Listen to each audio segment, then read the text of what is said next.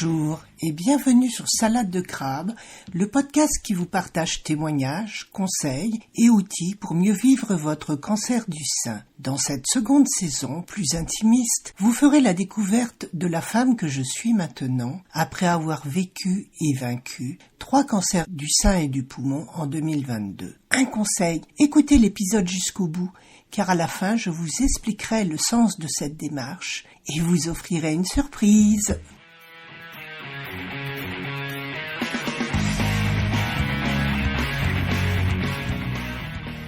Je sens qu'aujourd'hui je risque de choquer certains de mes auditeurs.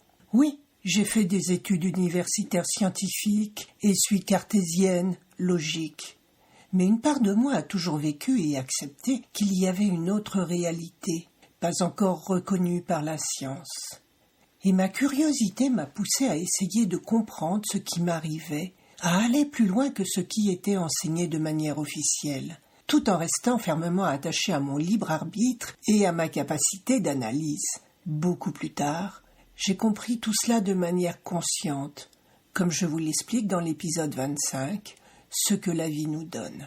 Par exemple, adolescente, j'entendais l'électricité passer dans les murs lorsque j'y prêtais attention, ou plutôt je la ressentais au-delà des sens normaux. J'ai mis de côté cette faculté, et lorsque, beaucoup plus tard, j'ai fait une EMI, une expérience de mort imminente, autrefois appelée NDE, Near Death Experience, suite à un arrêt cardiaque, j'ai de nouveau vécu cette expérience bizarre de voir ce qui m'entourait avec d'autres sens.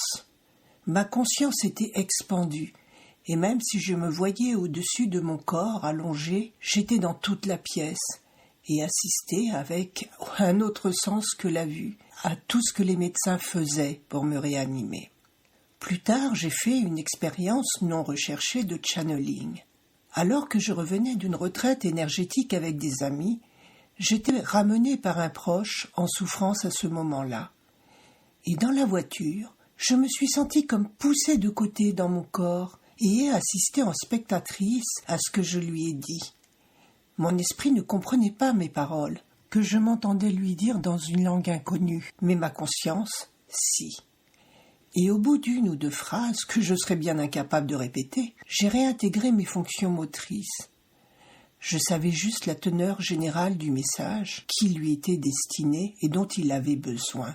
Et le fait est que cela lui a administré un électrochoc et l'a aidé à avancer sur son chemin de vie. J'en ai expérimenté de nombreux autres, comme cette fois où je me suis sentie littéralement osciller entre deux mondes, 2 réalités, 2 espaces-temps.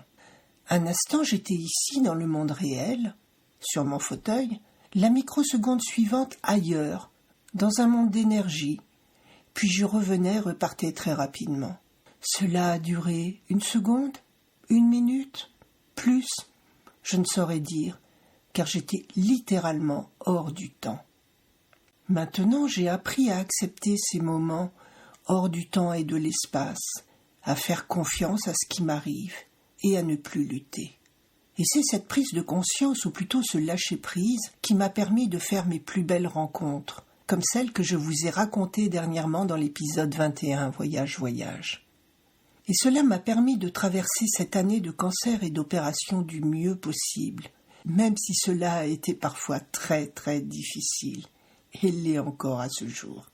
Mais je sais, au plus profond de moi, qu'il existe une autre réalité, au-delà de ce que je vis dans ce monde de matière. Laquelle ?